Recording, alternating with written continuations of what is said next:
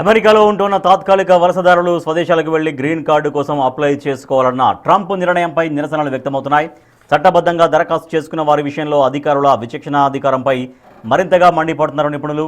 ఇది పూర్తి నిర్లక్ష్య ధోరణితో కూడుకుందని, తప్పుడు నిర్ణయమని కూడా అంటున్నారు. 12 లక్షల మంది భారతీయులపై తీవ్ర ప్రభావం చూపే ఈ డెసిషన్ వల్ల వచ్చే నష్టాలేంటి, ఆ వివరాలు ఎలాంటివి? మొదట స్వదేశానికి వెళ్లి దరఖాస్తు చేసుకోవడంలో ఉన్న ప్రమాదాలు ఎలాంటివో పరిశీలిస్తే, సాధారణంగా అమెరికాలో ఉంటూనే గ్రీన్ కార్డు ప్రక్రియను పూర్తి చేసుకునే అవకాశం ఉంటుంది. కానీ స్వదేశానికి వెళ్లి దరఖాస్తు చేసుకోవాలని నిబంధన పెట్టడం వల్ల వలసదారులు తమ ఉద్యోగాలను, ఇళ్లను వదిలి వెళ్లాల్సి వస్తుంది.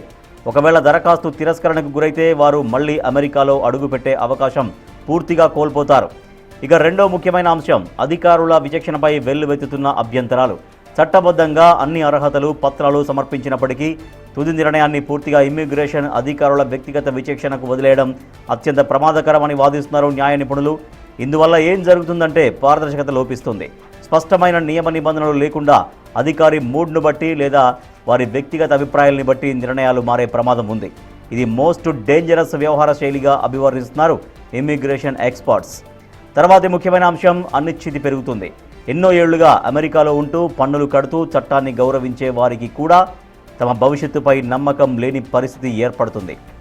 ఇక ఆర్థిక, సామాజిక ప్రభావం విషయానికి వస్తే నైపుణ్యం కలిగిన మానవ వనరుల నష్టం కలుగుతుంది.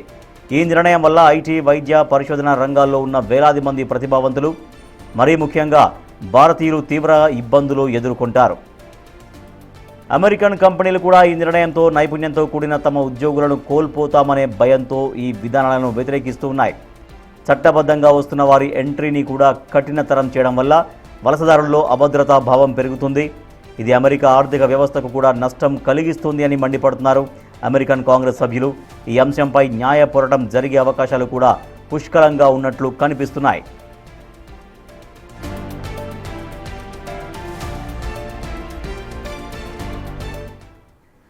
యుఎస్ భారత్ వాణిజ్య ఒప్పందం తుది దశకు చేరుకుంటున్న ఈ పరిస్థితుల్లో భారత్పై దౌత్యపరమైన ఒత్తిడి పెంచడంలో భాగంగా ట్రంప్ వేస్తున్న ఎత్తుగడగాను దీన్ని భావిస్తున్నారు. ఈ నిర్ణయంపై జారీ చేసిన మెమోను వెనక్కి తీసుకునే వరకు ప్రతి వేదికపై నుంచి పోరాడతామని డెమోక్రాటిక్ పార్టీ సభ్యులు తేల్చి చెప్పారు. ఈ చర్య ఎంతో కాలంగా అమెరికాలో ఉద్యోగాలు చేస్తూ గ్రీన్ కార్డు కోసం ఎదురుచూస్తున్న వారికి ఇది అశనిపాతమని బైడెన్ హయాంలో వైట్ హౌస్ సలహాదారులుగా పనిచేసిన వారు అంటున్నారు.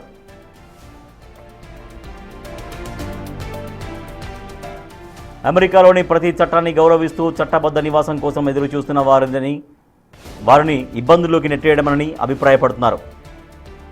I-485కి దరఖాస్తు చేసుకున్న వారు అన్ని నిబంధనలు పాటించినా వాటిని పరిశీలించకుండానే తిరస్కరించే విచక్షణాధికారం అమెరికా అధికారులకు లభిస్తుందని, ఇకపై చట్టబద్ధమైన అర్హతలు ఎంతమాత్రం సరిపోవన్న ఆందోళనలు సైతం వ్యక్తమవుతున్నాయి. టోటల్గా ఇది లాజిక్ లేని డెసిషన్. ఇందువల్ల నిపుణులు ఇతర దేశాలకు వలస వెళ్తారని క్యాటో ఇన్స్టిట్యూట్ ఆఫ్ వలస విభాగం అధికారులు అభిప్రాయపడుతున్నారు. అమెరికాలో వేలాది మంది గ్రీన్ కార్డు ఆస్పిరెంట్స్ ఉన్నారు. వీరిలో నర్సులు, టీచర్లు, ఇంజనీర్లు, మెకానిక్, వ్యవసాయ కార్మికులు సైతం ఉన్నారు. వీరందరినీ దేశం నుంచి పంపించేయాలని ట్రంప్ సర్కారు ట్రై చేస్తుందని ఆరోపిస్తున్నారు టెక్సాస్ కాంగ్రెస్ మెన్. ఈ నిర్ణయం భార్యాభర్తలను, తల్లిదండ్రులు, పిల్లలను విడదీస్తుందని ఆవేదన వ్యక్తం చేస్తున్నారు వీరంతా.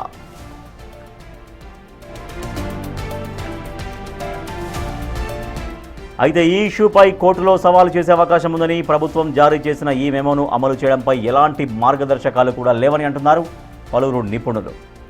H-1B, L-1 వీసాదారుల విషయానికి వస్తే వలసేతర కేటగిరీలో చట్టబద్ధంగా అమెరికాలో కొనసాగుతున్నా అదొక్కటే గ్రీన్ కార్డు దరఖాస్తుకు సరిపోదు. ఈ ఒక కారణంతో విచక్షణ ఉపయోగించి అనుకూల నిర్ణయం తీసుకోవడం సాధ్యం కాదు. అంటే ఎక్కువ కాలం పాటు అమెరికాలోనే ఉన్నామన్న కారణంతో అడ్జస్ట్మెంట్ ఆఫ్ స్టేటస్కు అప్లై చేసుకోలేరు. అది ఆటోమేటిక్గా పాలనాపరమైన కేటగిరీలోకి రాదు.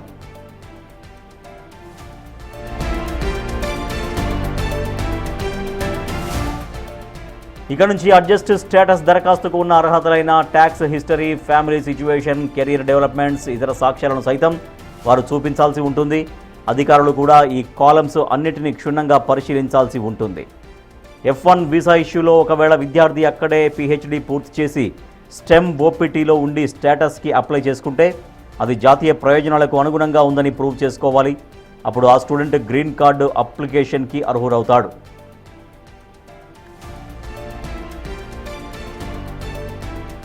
EB2, EB3 బ్యాక్లాగ్లో ఉన్న ఉద్యోగులు దశాబ్ద కాలంగా వెయిటింగ్లో ఉంటే ఆ ఉద్యోగి అమెరికాలో ఉండి దరఖాస్తు చేసుకుంటే బలమైన ఆధారాలను చూపించాల్సి ఉంటుంది.